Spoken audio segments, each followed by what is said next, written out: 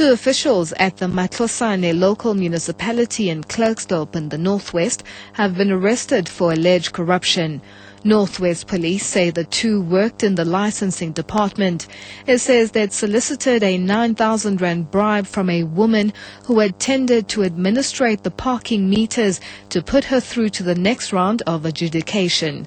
The woman was to have paid another amount on being awarded the tender, valued at 9 million rand.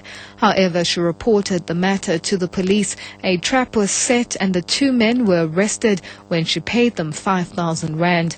Police spokesperson Thulani Ngubane. An intelligence-driven operation by the Hawks have arrested the Director of Transport at the Matlosana municipality and an admin clerk with the charges of corruption, and they will then appear before the court on Monday.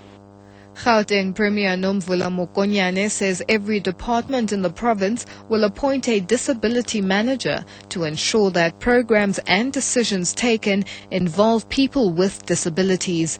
Mokonyane has been speaking in Pretoria at a function to celebrate the International Day of People with Disabilities.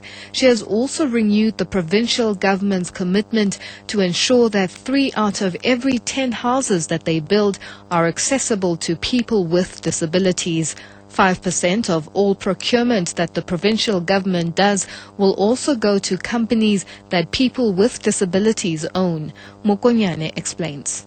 In every department, in the office of the head of department, we are going to appoint a disability manager, somebody who's going to be working together with the head of the department in ensuring that programs and decisions that are taken in that particular department take into consideration issues that affect people with disability. It would also ensure that in the implementation of programs and delivery of services, we don't deliver forgetting that people with disability have got special needs. A woman is battling for her life at a hospital in Mdantsane near East London in the Eastern Cape after being shot allegedly by her husband, who later turned the gun on himself and died. Police say they were called to a house in Mdantsane township where they found a woman bleeding profusely from a gunshot wound to the head. Police spokesperson Mlule Kimbi. The 33-year-old woman was critically injured and rushed to hospital, and the husband died on the scene due to the gunshot to his head. Police are investigating cases of attempted murder and an inquest again. The Speaker of the National Assembly, Max Sisulu, says lawmakers across the globe should take the lead in discussions on climate change. He's been speaking in Cape Town at the Inter-Parliamentary Union. He says whatever the outcome of the conference, there's a need for legislatures around the world to use their powers to address environmental challenges that the world is facing. As parliamentarians, we must ensure that we are at the center of the dialogue on climate change. We must ensure that our governments, where possible, align national policies with climate-friendly frameworks that are evolving at an international level. This is a fundamental component of attracting investments in clean technologies. A 44-year-old man has been arrested in Nongoma for cultivating dagga.